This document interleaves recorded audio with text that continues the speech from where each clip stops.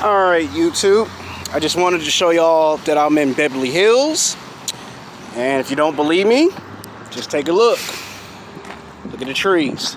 Alright, we're in Beverly Hills. I told y'all in 2021 I was going to do big things in 2021.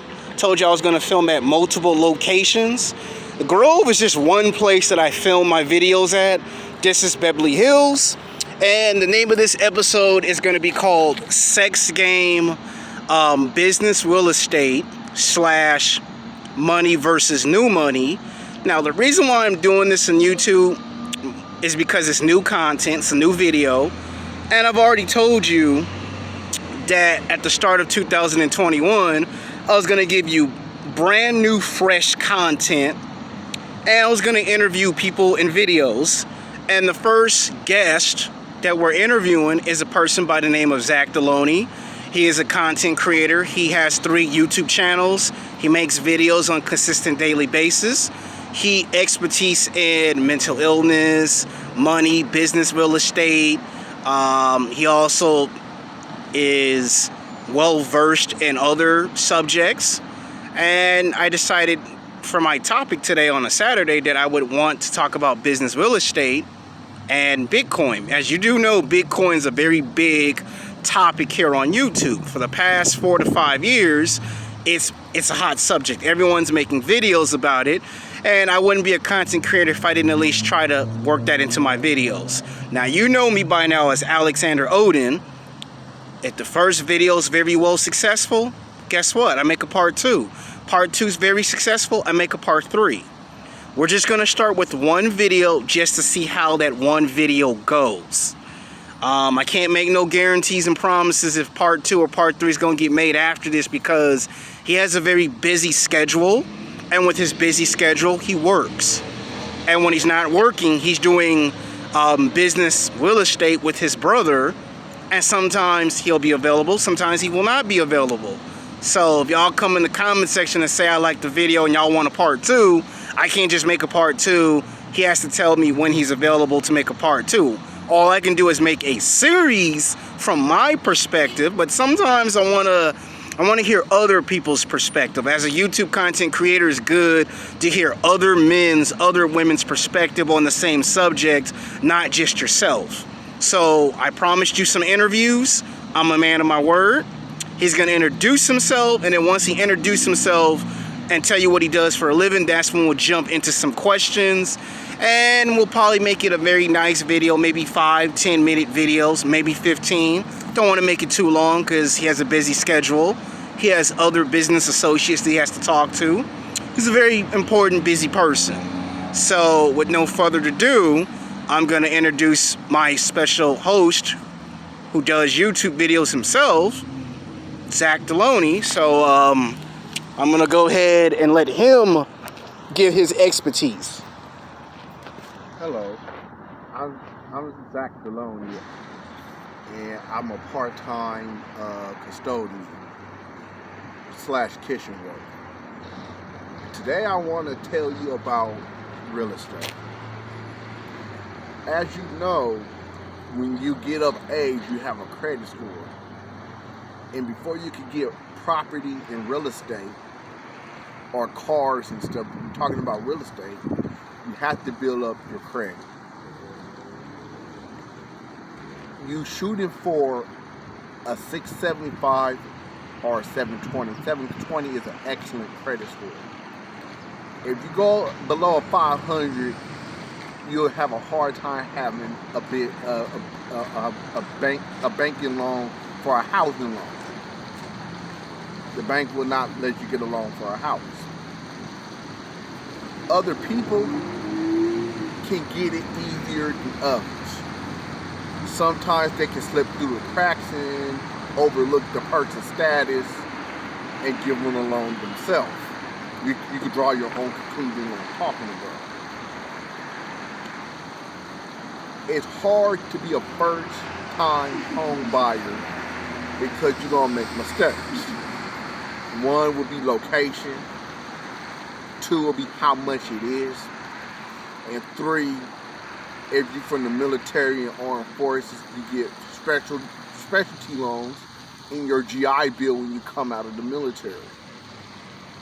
But today, for all intents purposes, we're going to talk about a home loan with nobody from the armed forces.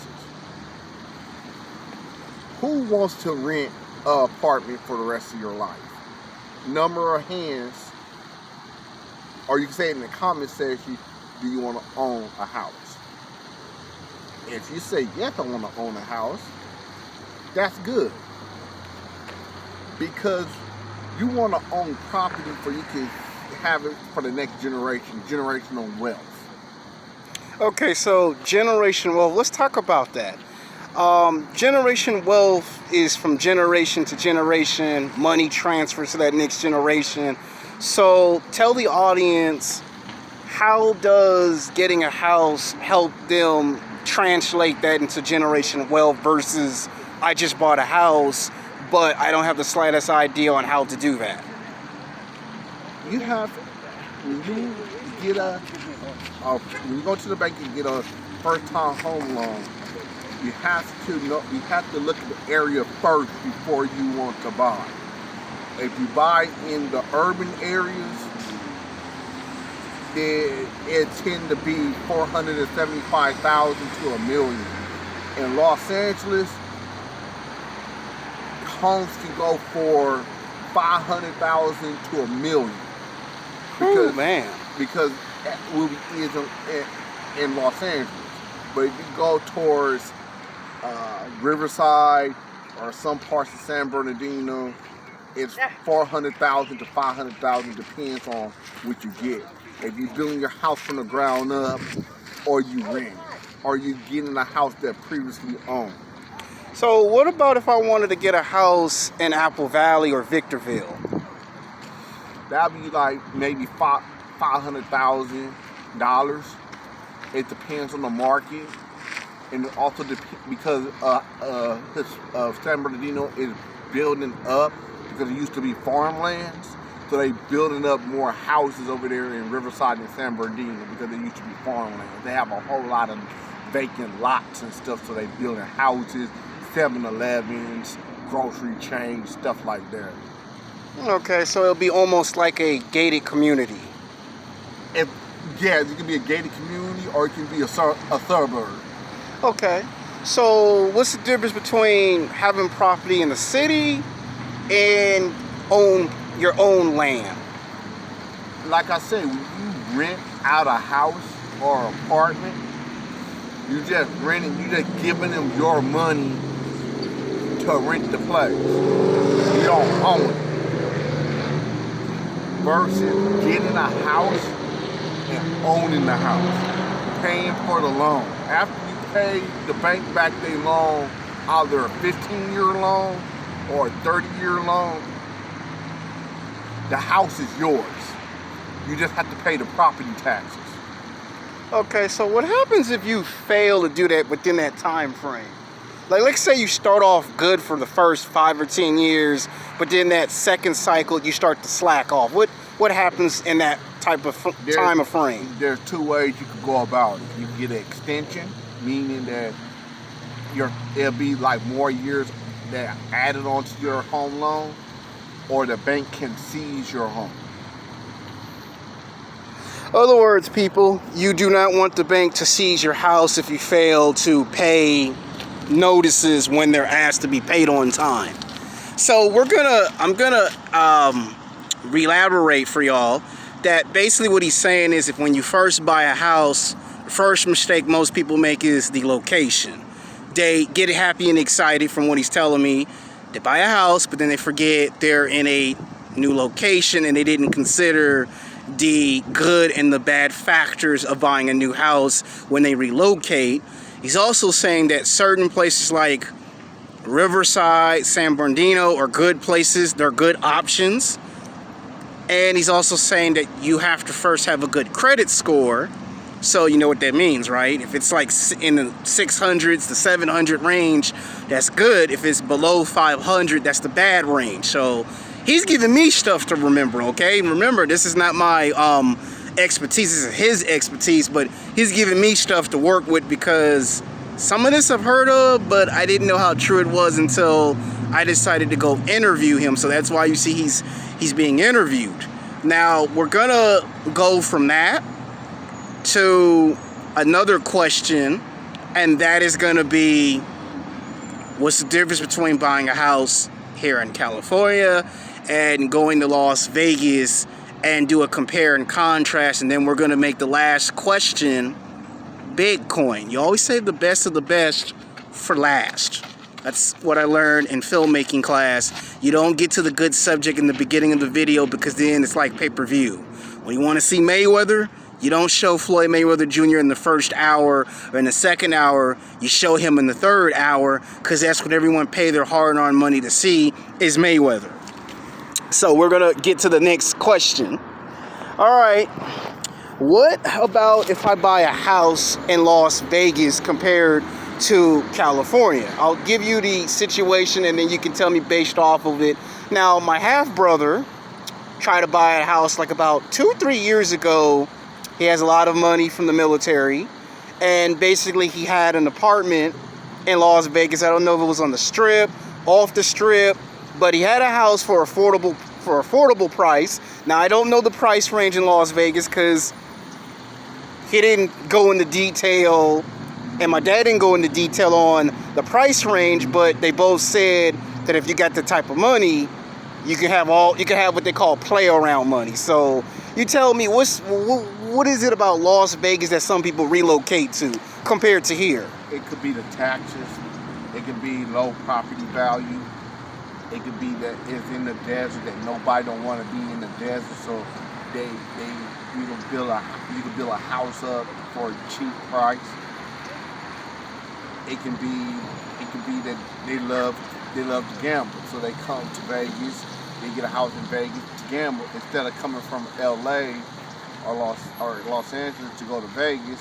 They can live in Vegas with a house that range from like $250,000 to $300,000, and pay maybe $200, $300 on their mortgage a month for the place that they have in Vegas, versus going to being in Los Angeles.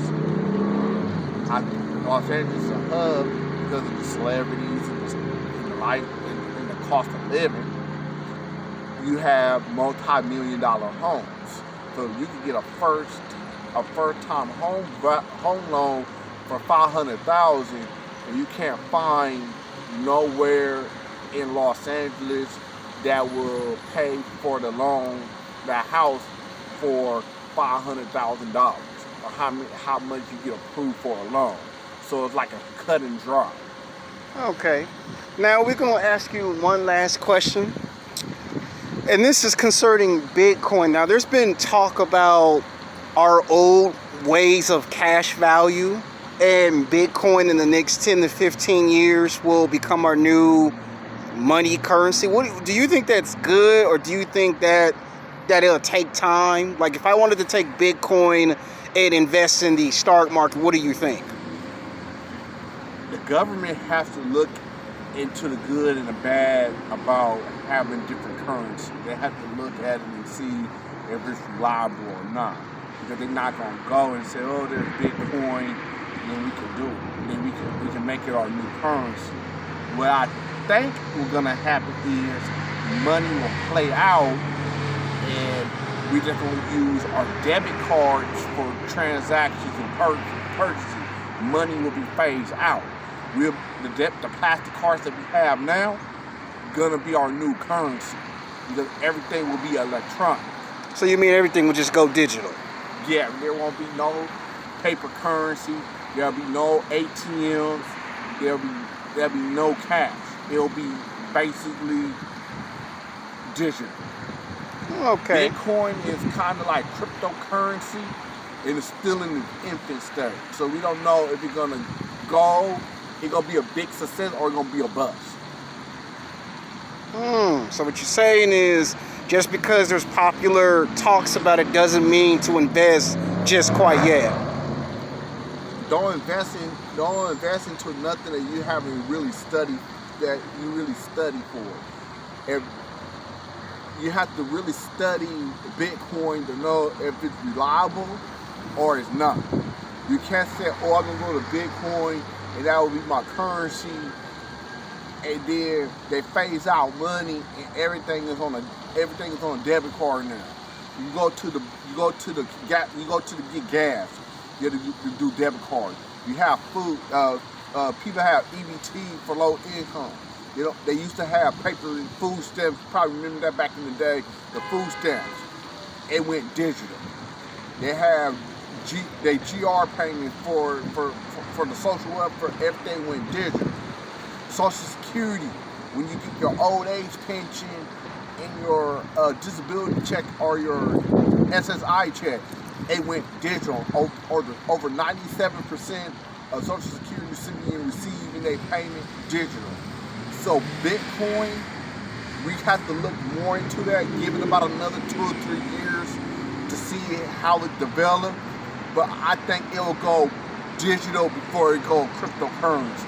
Okay, so that seems very interesting to me. Wow.